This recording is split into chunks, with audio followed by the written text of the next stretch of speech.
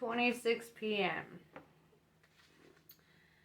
Yavitz watches the other guests arriving. The place is getting crowded and he thinks what he always thinks. What am I doing here? I don't need this. In fact, I need very little from anyone. I have all I want. I'm a big name in the movie world, and I can have any woman I desire, even though I dress badly. In fact, I make it a point of being badly dressed. Long gone are the days when I had only one suit, and on the rare occasions when I received an invitation from the superclass after much crawling, begging, and making promises, I would prepare myself for a lunch like this, as if it were the most important occasion of my life.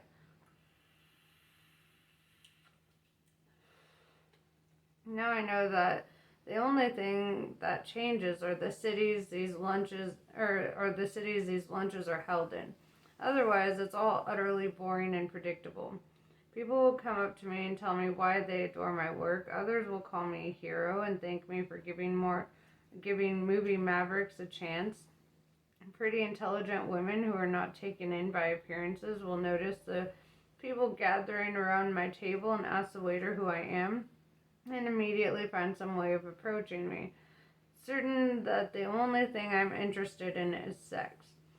Every single one of them has some favor to ask of me, and that's why they praise and flatter me and offer me what they think I need. But all I want is to be left alone. I've been to thousands of parties like this, and I'm not here in this tent for any particular reason, except that I can't sleep even though I flew to France in my private jet.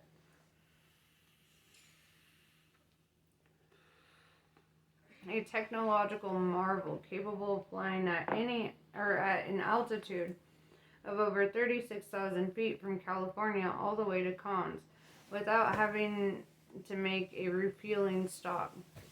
I changed the original configuration of the cabin. Oh, 1 second. Okay, I'm back. I changed the original configuration of the cabin. It can comfortably carry 18 passengers, but I reduced the number of seats to 6 and kept the cabin separate for the 4 crew members. Someone's always sure to ask, may I come with you? And now I have the perfect excuse. Sorry, there's no room. Yavitz had equipped his new toy, which cost around $40 million, with 2 beds, a conference table, a shower, a Miranda sound system, Bang & Olufsen, and an excellent design and a good PR campaign. But they were now a thing of the past. 2 coffee machines, a microwave oven for the crew, and an electric oven for him, because he hates reheated food.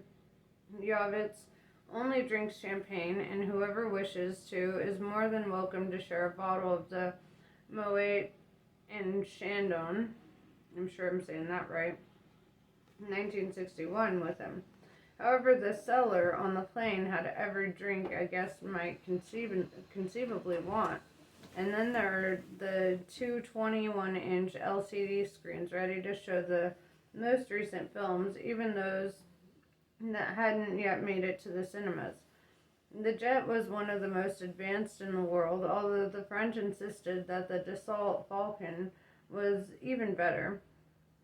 But regardless of how much money he had, he couldn't change the clocks in Europe. It was now 3:43 a.m. in Los Angeles, and he was just beginning to feel really tired. He had been awake all night, going from one party to the next, answering the same 2 idiotic questions that began every conversation. How was your flight? To which Yavitz always responded with a question. Why? People didn't know quite what to say, so they smiled awkwardly and moved on to the next question on the list. Are you staying here long? And Yavitz would again ask why. Then he would pretend he had to answer his mobile phone, make his excuses, and move on to his 2 inseparable, besweeted friends in a row. He met no one interesting, but then who would a man who has almost everything money can buy find interesting?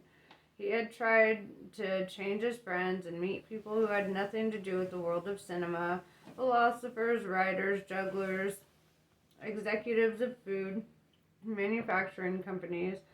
At first, it all went swimmingly until the inevitable question, would you like to read a script I've written? Or the second most inevitable question, I have a friend who has always wanted to be an actor or an actress. Would you mind meeting him or her? Yes, he would.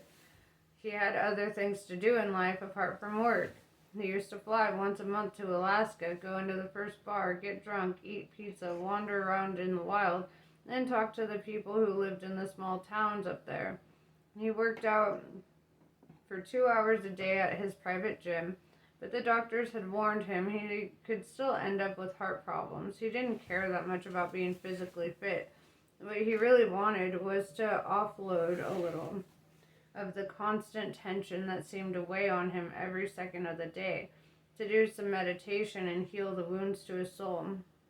When he was in the country, he always asked the people he chanced to meet what normal life was like, because he'd forgotten. The answers varied, and he gradually came to realize even when he was surrounded by other people, he was absolutely alone in the world. He decided to draw up a list of what constituted normal attitudes and behaviors based on what people did rather than on what they said. Yavitz glances around. There's a man in dark glasses drinking fruit juice. He seems oblivious to his surroundings and is staring out to sea as if he were somewhere far from there. He is smartly dressed and good-looking with graying hair. He was one of the first to arrive and must know who Yavitz is, yet he's made no effort to come and introduce himself. It was brave of him to sit there alone like that. Being alone in cons is anathema. It means that no one is interested in you and that you're unimportant or don't know anyone. He envies that man, who probably doesn't fit the list of normal behavior he always kept in his pocket. He seems so independent and free. If Yavitz weren't feeling so tired, he would really like to talk to him.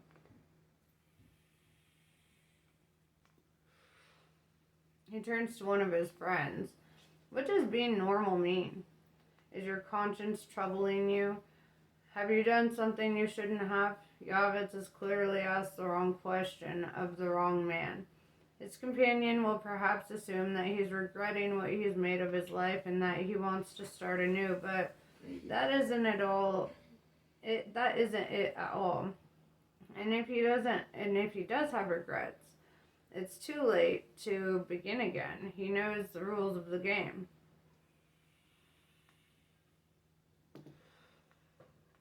Yavitz has clearly asked the wrong question of the wrong man. His companion will perhaps assume that he is I went back to that. Dyslexia. I asked you what being normal means. One of the friends looks bewildered. The other keeps surveying the tent, watching people come and go. Living like someone who lacks all ambition, the first friend says at last. Yavitz takes his list out of his pocket and puts it on the table. I always have this with me, and I add to it all the time. The friend says he can't look at it now because he has to keep alert to what's going on around them. The other man, though more relaxed and confident, reads the list out loud. Normal is anything that makes us forget who we are, what we want, or who we are and what we want. That way we can work in order to produce, reproduce, and earn money. 2. Setting out rules for waging war, the Geneva Convention. 3. Spending years studying at university only to find at the end of it all that you're unemployable. 4. Working from 9 till 5 every day at something that gives you no pleasure at all just so that after 30 years you can retire. 5. Retiring and discovering that you no longer have enough energy to enjoy life and dying a few years later of sheer boredom. 6. Using Botox. 7. Believing that power is much more important than money, and that money is much more important than happiness. 8. Making fun of anyone who seeks happiness rather than money and accusing them of lacking ambition. 9. Comparing objects like cars, houses, clothes, and defining life according to those comparisons instead of trying to discover the real reason for being alive. 10. Never talking to strangers, saying nasty things about the neighbors. 11. Believing that your parents are always right. 12. Getting married, having children, and staying together long after all the love has died, saying that it's good for the children, who are apparently deaf to the constant rose. 12A. Criticizing anyone who tries to be different. 14. Why wasn't it just 13? Okay, whatever. Waking up each morning to a hysterical alarm clock on the bedside table. 15. Believing absolutely everything that appears in print. 16. Wearing a scrap of colored cloth around your neck, even though it serves no useful purpose, but which answers to the name of tie. 17. Never asking a direct question, even though the other person can guess what it is you want to know. 18. Keeping a smile on your lips even when you're on the verge of tears, feeling sorry for those who show their feelings. 19. Believing that art is either worth a fortune or worth nothing at all. 20. I keep going back to 12. And despising anything that was easy to achieve, because if no sacrifice was involved, it obviously isn't worth having. 21. Following fashion trends, however ridiculous or uncomfortable. 22. Believing that all famous people have tons of money saved up. 23. Investing a lot of time and money in external beauty and caring little about inner beauty. 24. Using every means possible to show that although you're just an ordinary human being, you're far above the other mortals. 25. Never looking anyone in the eye when you're traveling on public transport in case it's interpreted as a sign you're trying to get off with them. 26. Standing facing the door in an elevator and pretending you're the only person there, regardless of how crowded it is. 27. Never laughing too loudly in a restaurant, however good the joke is. 28. In the northern hemisphere, always dressing according to the season. Bare arms in spring, however cold it is. Woolen jacket in autumn, however hot it is. 29. In the southern hemisphere, covering the Christmas tree with fake snow, even though winter has nothing to do with the birth of Christ. 30. Assuming as you grow older that you're the guardian of the world's wisdom, even if you haven't necessarily lived enough to know what's right and wrong. 31. Going to a charity tea party and thinking that you've done your bit toward bringing an end to social inequality in the world. 32. Eating 3 times a day even if you're not hungry. 33. Believing that other people are always better than you. Better looking, more capable, richer, more intelligent, and that it's very dangerous to step outside your own limits. So it's best to do nothing. 34. Using your car as a weapon and as impenetrable armor. 35. Swearing in heavy traffic. 36. Believing that everything your child does wrong is entirely down to the company he or she keeps. 37. Marrying the first person who offers you a decent position in society. Love can wait. Always saying, I tried, when you didn't really try at all. 39. Postponing doing the really interesting things in life for later, when you won't have the energy. 40. Avoiding depression with a large daily dose of television. 41. Believing that you can be sure of everything you've achieved. 42. Assuming that women don't like football and that men aren't interested in home decoration and cooking. 43. Blaming the government for all the bad things that happen.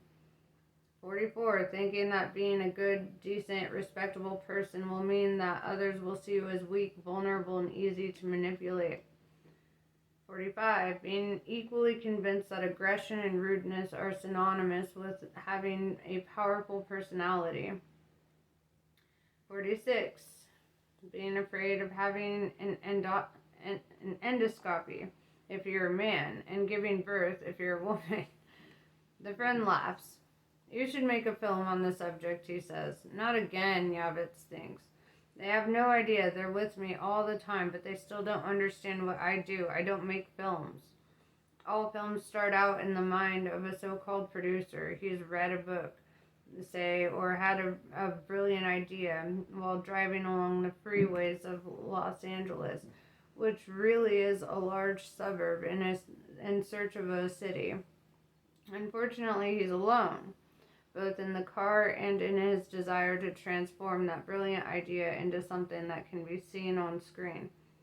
He finds out if the film rights to the book are still available. If the response is negative, he goes in search of another product. After all, more than 60,000 books are published each year in the United States alone.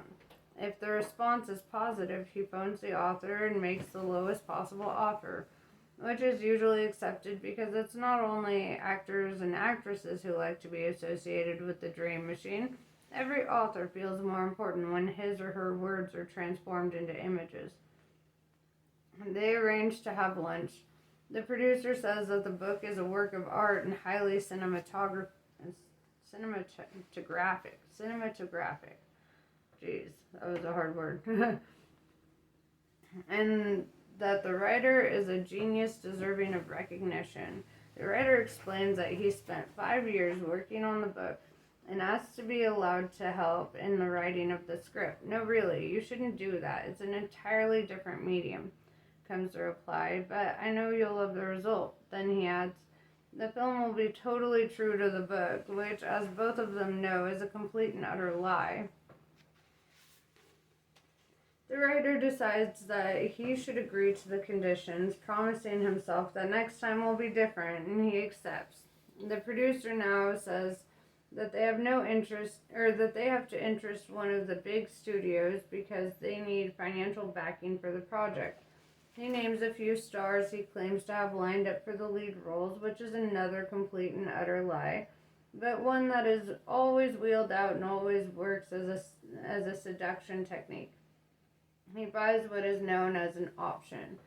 That is, he pays around $10,000 to retain the rights for 3 years.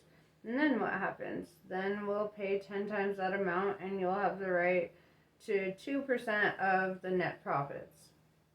And that's the financial part of the conversation. Over with. That's the financial part of the conversation over with.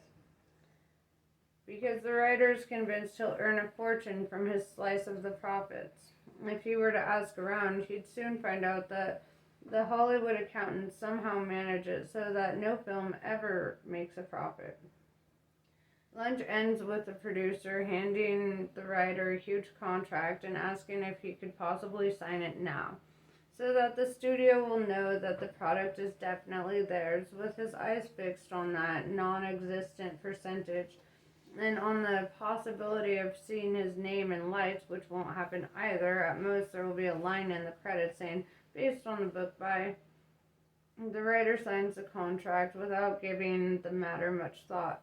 Vanity of vanities, all is vanity, and there is nothing new under the sun, as Solomon said more than 3,000 years ago. The producer starts knocking on the doors of various studios. He's known in the industry already. And so some of those doors open, but his proposal is not always accepted. In that case, he doesn't even bother to ring up the author and invite him to lunch again. He just writes him a letter saying that despite his enthusiasm for the project, the movie industry isn't yet ready for that kind of story, and he's returning the contract, which he, of course, did not sign. If the proposal is accepted, the producer then goes to the lowest and least well-paid person in the hierarchy, the screenwriter, the person who will spend days, weeks, and months writing and rewriting the original idea or screen adaptation. The scripts are sent to the producer, but never to the author, who, out of habit, automatically rejects the first draft, knowing that the screenwriter can always do better. More weeks and months of coffee and insomnia for the bright young talent or the old hack There is no halfway house who rewrites each scene, which are then rejected or reshaped by the producer, and the screenwriter thinks, if he can write so damn well, why doesn't he write the whole thing? Then he remembers his salary and goes quietly back to his computer. Finally, the script is almost ready. At this point, the producer draws up a list of demands: the removal of any political references that might upset a more conservative audience, more kissing, because women like that kind of thing, a story with a beginning, a middle, and an end, and a hero who moves everyone to tears with his self-sacrifice and devotion, and one character who loses a loved one at the start of the film and finds him or her again at the end. In fact, most film scripts can be summed up very briefly as man loves woman, man loses woman, man gets woman back. 90% of all films are variations on that same theme. Films that break this rule have to be very violent to make up for it, have loads of crowd-pleasing special effects. And since this tried and tested formula is a surefire winner, why take an unnecessary risk? Armed with what he considers to be a well-written story, whom does the producer seek out next? The studio, who financed the project. The studio, however, has a long line of films to place in the ever-diminishing number of cinemas around the world.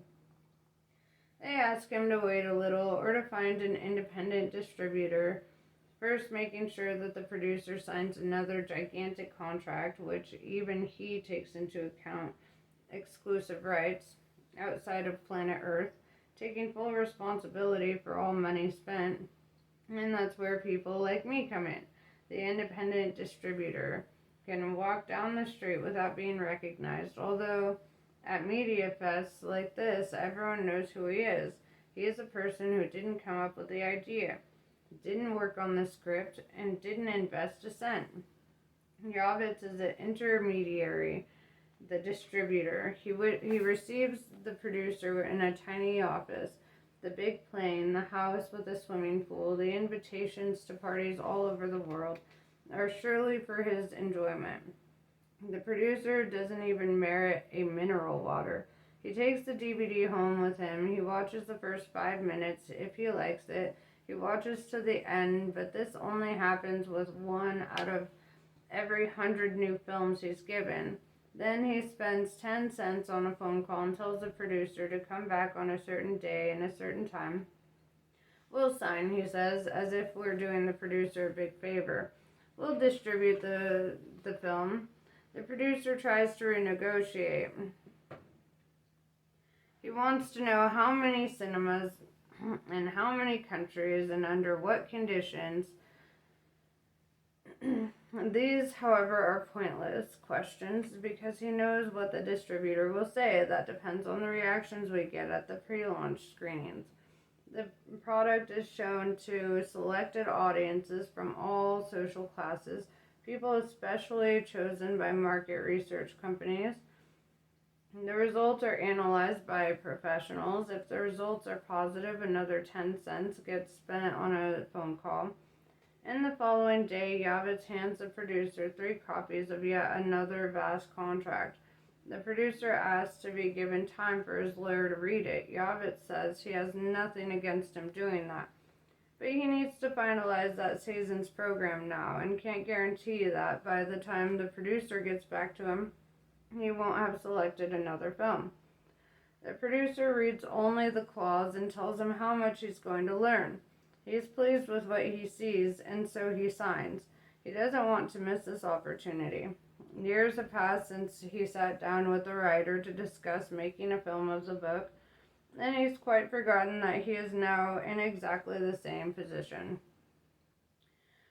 Vanity of vanities, all is vanity, and there's nothing new under the sun, as Solomon said more than 3,000 years ago. Yavitz watches the tent filling up with guests and again asks himself what he's doing there.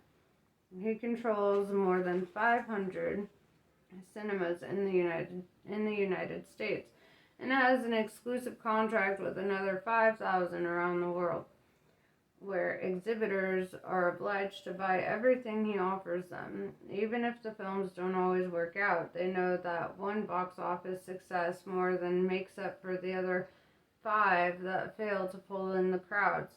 They rely on Yavitz, the independent mega distributor, the hero who managed to break the monopoly of the big studios and become a legend in the film world.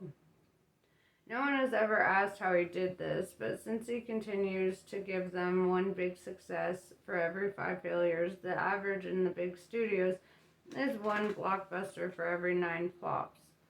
It really doesn't matter. Yavitz, however, knows how he became so successful, which is why he never goes anywhere without his two friends, who are, at that moment, busily answering calls, arranging meetings, and accepting invitations. They both have responsibly normal physiques, not like the burly bouncers on the door, but they're worth a whole army. They trained in Israel and have served in Uganda, Argentina, and Panama. One of the field's phone calls and the other's one field's phone calls and the other is constantly looking around, memorizing each person, each movement, each gesture. They alternate these tasks because, like simultaneous translators and air controllers, they need to rest every 15 minutes. What is he doing at this lunch? He could have stayed at the hotel trying to get some deep sleep. He's tired of being fawned over and praised and of having to smile every minute and tell someone that it's really not worth their while giving him their card because he'll only lose it. When they insist, he asks them gently to speak to one of his secretaries. Duly housed at another luxury hotel on the Boulevard de la Crusette, where they are not allowed to sleep but must answer the phone that rings nonstop or reply to emails flooding in from the cinemas all over the world, along with the promises of increased penis size or multiple orgasms that manage to elude all the spam filters. Depending on how he nods his head, one of his two assistants will either give the person the secretary's address or phone number, or say that unfortunately they're fresh out of cards. Yes, what is he doing at this lunch? He would be sleeping now in Los Angeles, however late he might have got home from a party. Yavitz knows the answer, but he doesn't want to accept it. He's afraid of being alone. He envies the man who arrived earlier and sat drinking his fruit juice, staring off into the distance, apparently relaxed and unconcerned about trying to look busy or important.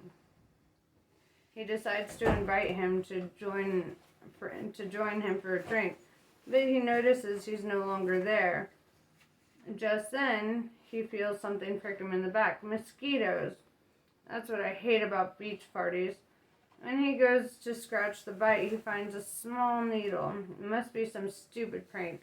He looks behind him, and about 2 yards away, separated from him by various other guests, a black guy with dreadlocks is laughing loudly, while a group of women gaze at him with mingled respect and desire.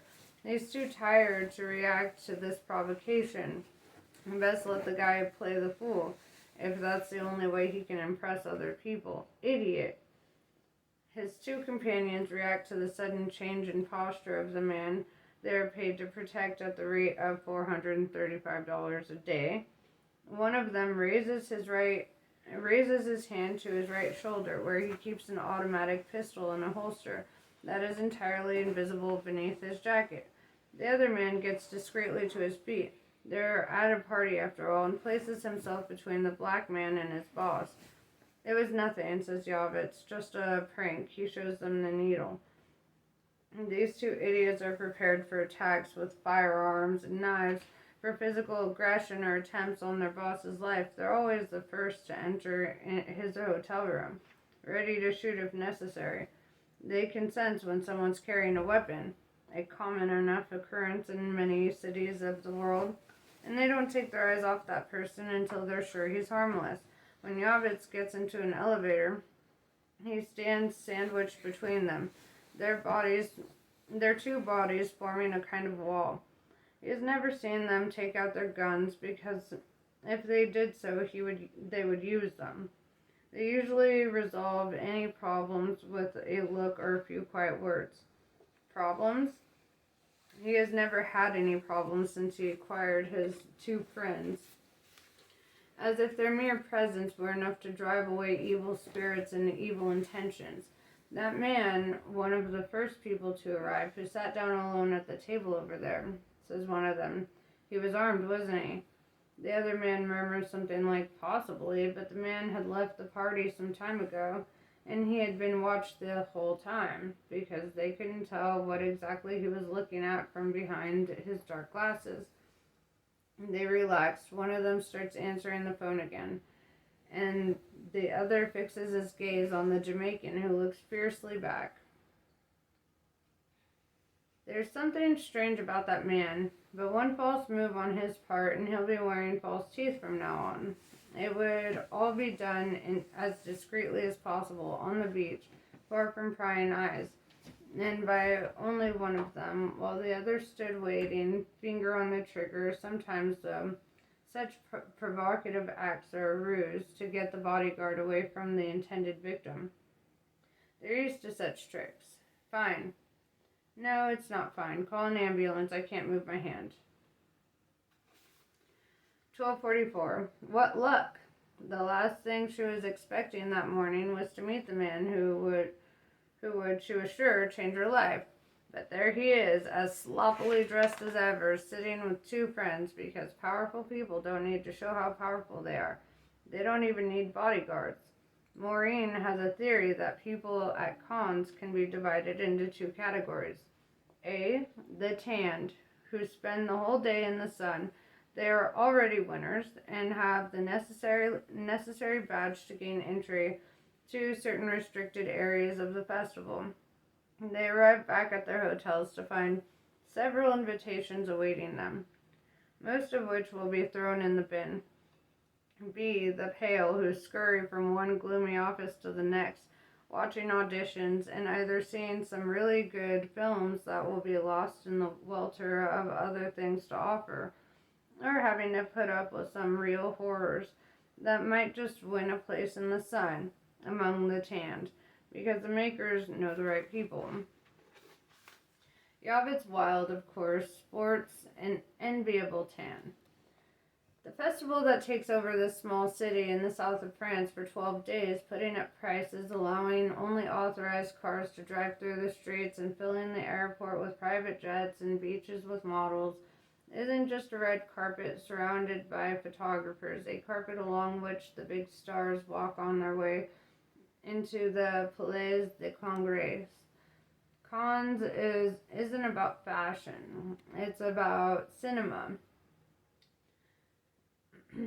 What strikes you most is the luxury and the glamour, but the real heart of the festival is the film industry's huge parallel market, buyers and sellers from all over the world who come together to do deals on films that have already been made or to talk investments and ideas.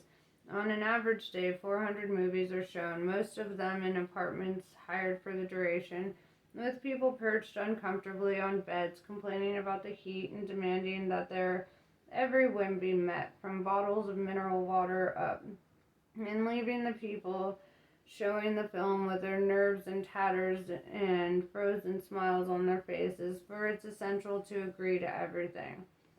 To grant every wish, because what matters is having the chance to show something that has probably been years in the making. However, while these 4,800 new productions are fighting tooth and nail for a chance to leave that hotel room and get shown in a proper cinema, the world of dreams is setting off in a different direction. The new technologies are gaining ground. People don't leave their houses so much anymore because they don't feel safe, or because they have too much work, or because of those cable TV stations where you can usually choose from about 500 films a day and pay almost nothing.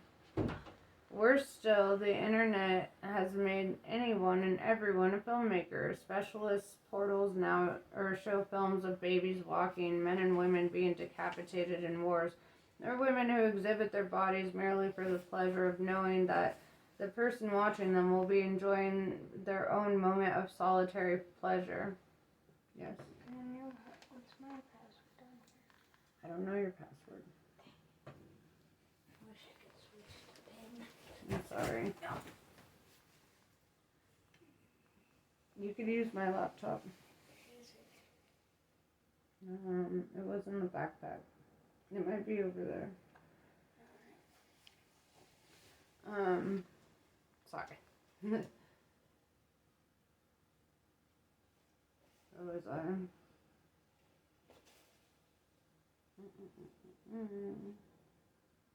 The world of dreams is setting off in a different direction. The new technologies are gaining ground. People don't leave their houses so much anymore because they don't feel safe, or because they have too much work, or because of all those cable TV stations where you can usually choose from about 500 films a day and pay almost nothing. Worse still, the internet has made anyone and everyone a filmmaker. Specialist portals show films of babies walking, men and women being decapitated in wars, or women who exhibit their bodies merely for the pleasure of knowing that the person watching them will be enjoying their own moment of solitary pleasure. Films of people freezing in Grand Central Station, of traffic accidents, sports clips, and fashion shows. Films made with hidden video cameras intent on embarrassing the poor innocents who walk past them. Of course, people do still go out, but they prefer to spend their money on restaurant meals and designer clothes, because they can get everything else on their high-definition TV screens, or on their computers. In the days when everyone knew who had won the Palme d'Or,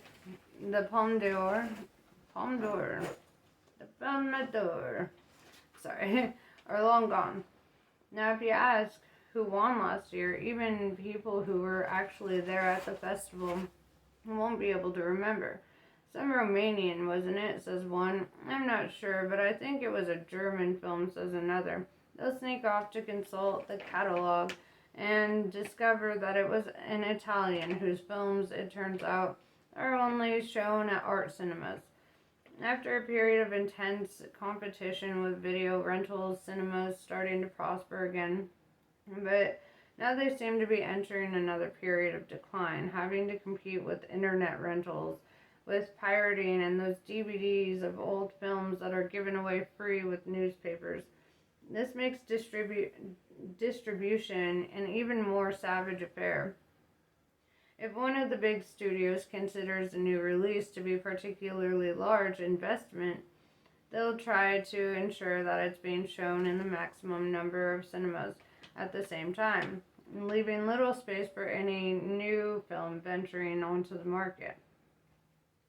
And the few adventurous souls who decide to take the risk, despite all the arguments against, discover too late that it isn't enough to have a quality product. The cost of getting a film into cinemas in the large capitals of the world is prohibitive. What with full-page advertisements in newspapers and magazines, receptions, press officers, promotion junkets, ever more expensive teams of people, sophisticated filming equipment, and increasingly scarce labor. And the most difficult problem of all, finding someone who will distribute the film. And yet every year it goes, the trudging from place to place, the appointments, the superclass who are interested in everything except what's being shown on screen.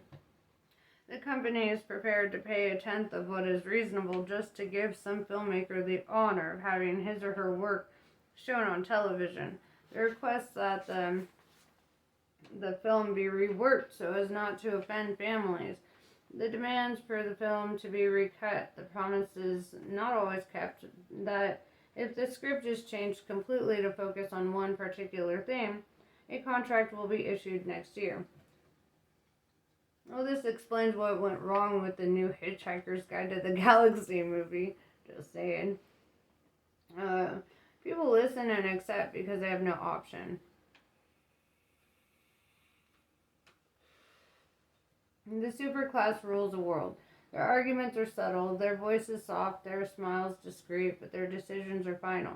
They know, they accept or reject, they have the power, and power doesn't negotiate with anyone, only itself. However, all is not lost in the world of fiction and in the real world. There's always a hero, and Maureen is staring proudly at one such hero now.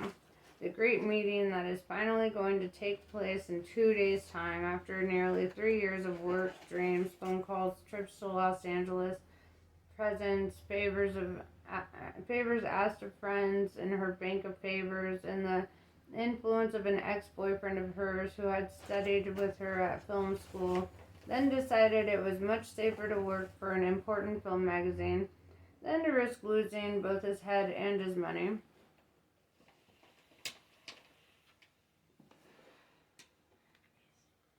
I'll talk to Yavitz, the ex-boyfriend had said. But he doesn't need anyone, not even the journalists who can promote or destroy his product. He's above all that. We once tried getting together an article trying to find out how it is that he has all these cinema owners eating out of his hand, but no one he works with was prepared to say anything. I'll talk to him, but I can't put any pressure on him.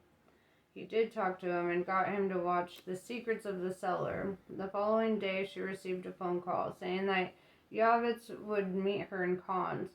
At the time, Maureen didn't even dare to say that she was just 10 minutes by taxi from his office. Instead, they arranged to meet in this far-off French city. And she bought a plane ticket to Paris, caught a train that took all day to reach Cannes, showed her voucher to the bad-tempered manager of a cheap hotel, installed herself in a single room where she had to climb over her luggage to reach the bathroom, and again, thanks to her ex-boyfriend, wangled invitations to a few second-rate events, a promotion for a new brand of vodka, the launch of a new line of t-shirts, but it was far too late to apply for the pass that would allow her the Palais des Festivals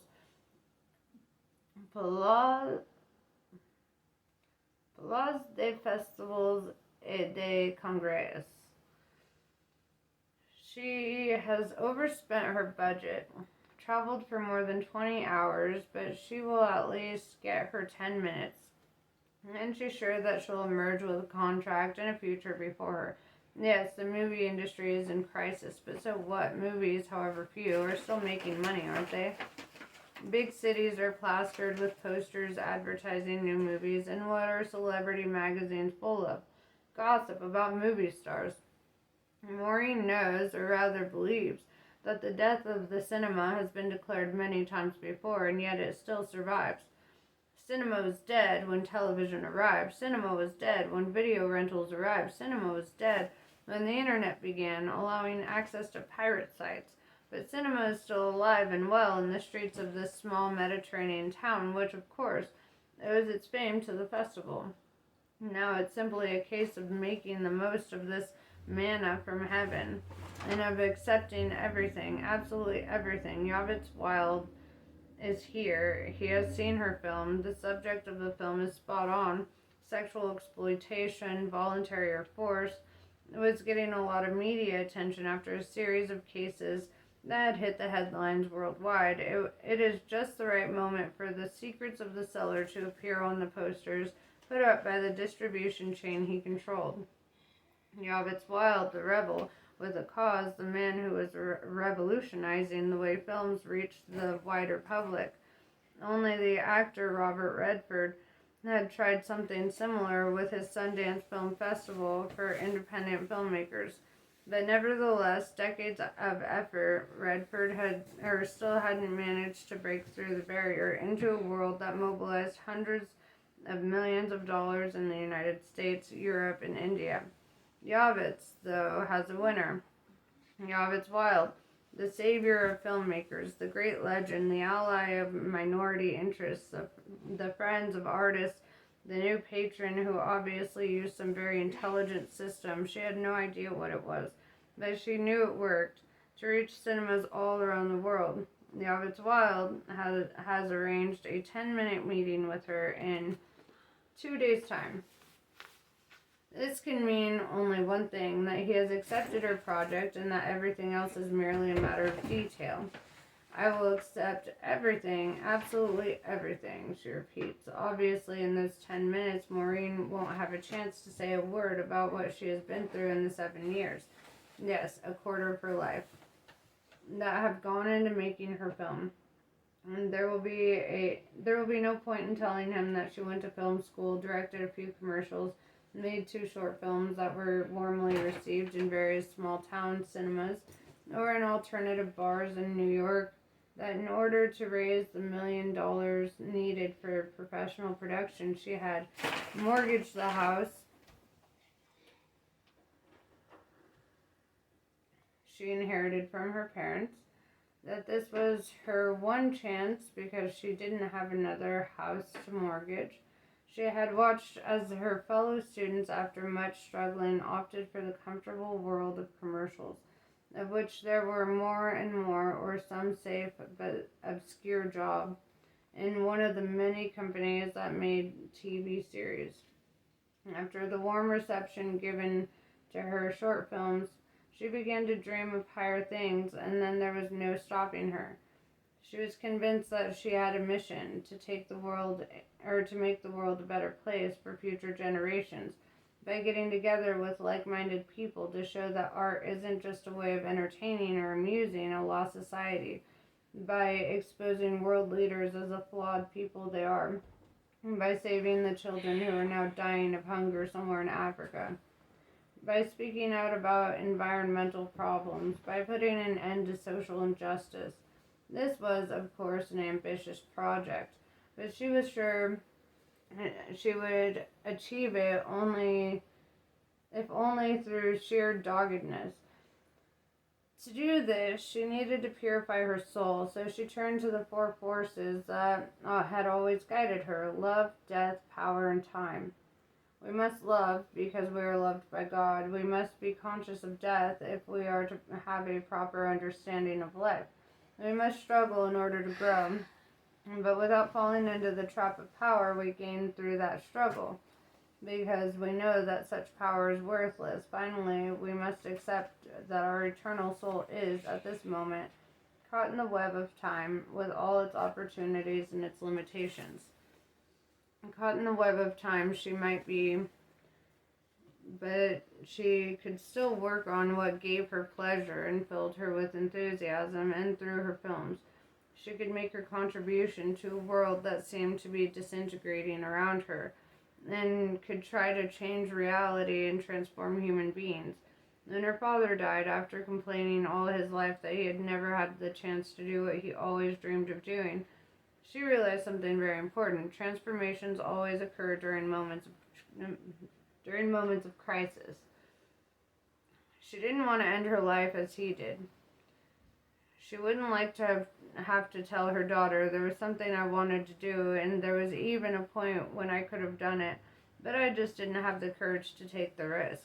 When she received her inheritance, she knew then that it had been given to her for one reason only: to allow her to fulfill her destiny. She accepted the challenge, unlike other adolescent girls who always dreamed of being famous actresses. Her dream had been to tell stories that subsequent generations could see, smile at, and dream about. Her great example was Citizen Kane, that first film by a radio producer who wanted to make an expose of a powerful American press magnate. It became a classic, not just because of its story, but because it dealt in a creative and innovative manner with the ethical and technical problems of the day. All it took was one film to gain eternal fame. His first film. It was possible to get it right the first time, even though its director Orson Welles never made anything as good again. Even though he had disappeared from the scene, that does happen, and was now only studied in courses about cinema, someone was sure to rediscover his genius sooner or later. Citizen Kane wasn't his only legacy. He had proved to everyone that if your first step was good enough, you would never lack for invitations thereafter, and she would take up those invitations. She had promised herself that she would never forget the difficulties she had been through, and that her life would contribute to dignifying human life. And since there can only be one first film, she had poured all her physical efforts, her prayers, and her emotional energy into one project. Unlike her friends who were always firing off scripts, proposals, and ideas, only to end up working on several things at once without any of them ever really coming to anything, Maureen dedicated herself, body and soul, to the secrets of the cellar, the story of 5 nuns who were visited by a sex maniac. Instead of trying to convert him to Christian salvation, they realized that the only way they can communicate with him is by accepting the norms of his aberrant world. They decide to surrender their bodies to him so that he can understand the glory of God through love. Her plan was a simple one.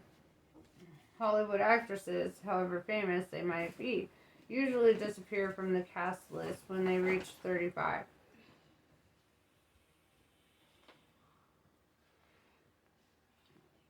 Except Sigourney Weaver. Just saying. They still continue to appear in the pages of celebrity magazines. They're seen at charity auctions and big parties. They embrace humanitarian causes, and when they realize that they really are about to vanish from the spotlight entirely, they start to get married or have messy divorces and create public scandals, and all for a few months, weeks, or days of glory. In that period between unemployment and total obscurity, money is of no importance. They will take any role if it gives them a chance to appear on screen. Adam Sandler.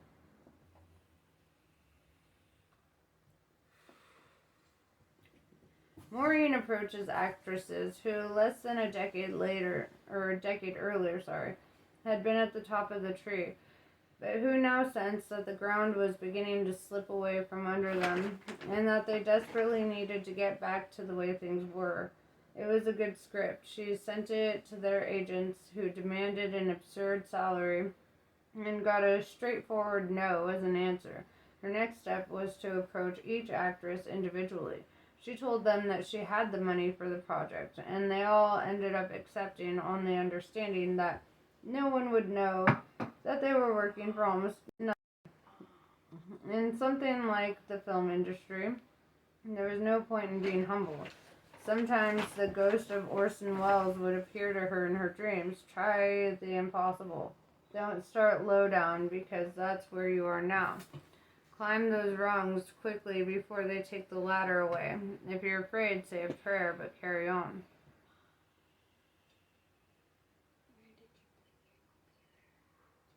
It should be over there. I'll check in a minute.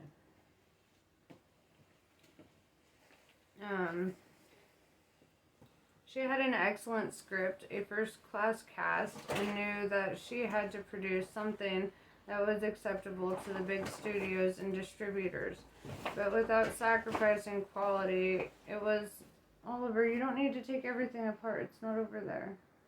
You said it. It's not. I'll show you in a minute. Okay, I gotta go.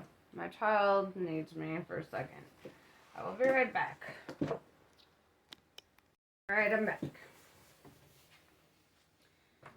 It was possible and indeed obligatory for art and commerce to go hand in hand. As for the rest, well, the rest consisted of various things. The kind of critic who's into mental masturbation, and who loves film no one else understands. The small alternative circuits where the same half-dozen people emerge from showings and spend the small hours in bars smoking and discussing one particular scene, whose meaning was very possibly quite different from the one intended when it was filmed.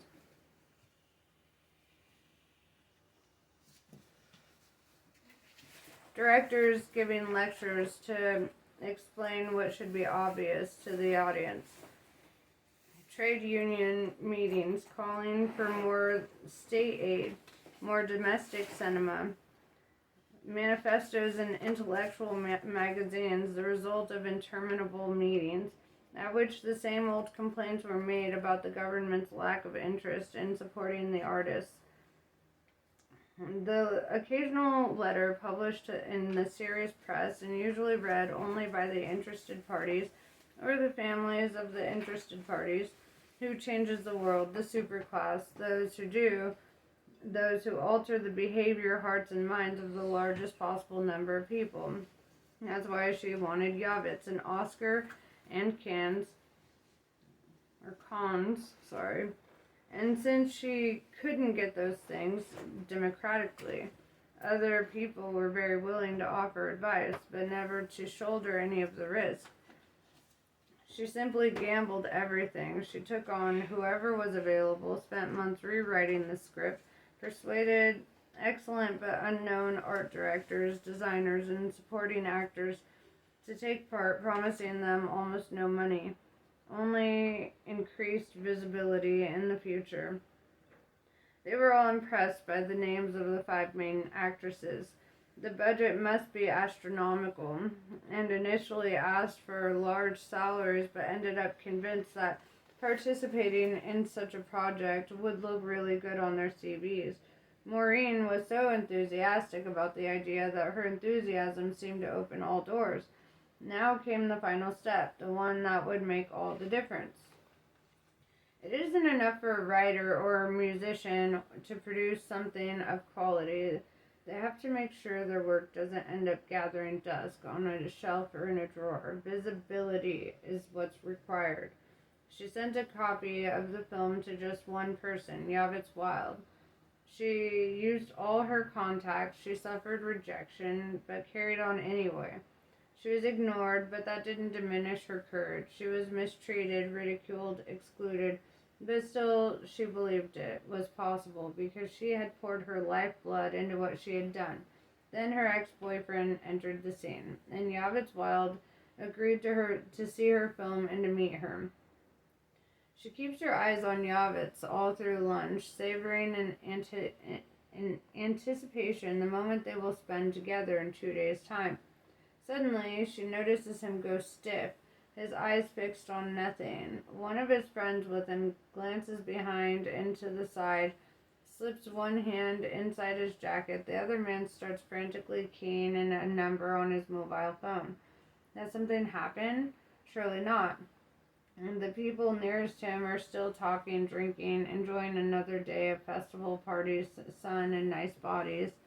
One of the men tries to help Yavitz up and make him walk, but he appears incapable of movement. It can't be anything serious. Too much drink, perhaps, tiredness, stress. No, it can't be anything serious. She has come so far. She is so close, and she can hear a siren in the distance. It must be the police cutting their way through the permanently congested traffic in order to reach some important person. One of the men puts Yavitz's arm around his shoulder and more or less carries him toward the door. The siren is getting closer. The other man, still with his hand inside his jacket, keeps looking in all directions. At one point, their eyes meet. Yavitz is being taken up the ramp by one of his friends, and Maureen is wondering how someone so slight can possibly carry such a heavily built man with so little apparent effort. The sound of the siren stops right outside the tent. Yavitz has by now disappeared with one of his friends, but the second man is walking toward her, one hand still in his jacket. What happened? She asks, frightened, because of years of directing, actors have taught her that this man's face is that of a professional killer, a face that looks as if it were carved out of stone. You know what happened, the man says in an accent she can't identify.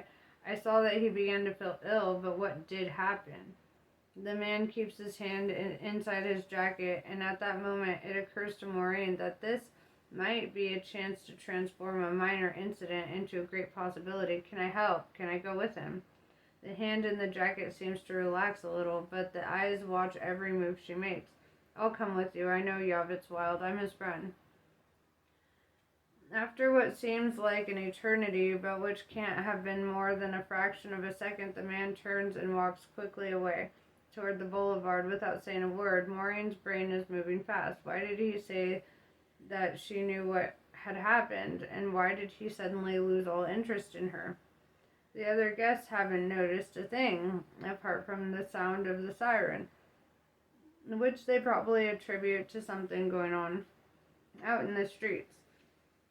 Sirens have nothing to do with joy, sun, drinks, contacts, beautiful women, handsome men with the pale and the tanned. Sirens belong to another world, a world of heart attacks, diseases, and crimes. Sirens are of no interest to the people here. Maureen's head begins to spin. Something has happened to Yavitz, and this could be a gift from the gods. She runs to the door and sees an ambulance speeding away, sirens blaring down the blocked-off lane of the boulevard. "That's my friend," she says to one of the bodyguards at the entrance. "Where have they taken him?" The man gives her the name of the hospital. Without pausing to think, Maureen starts running to find a taxi.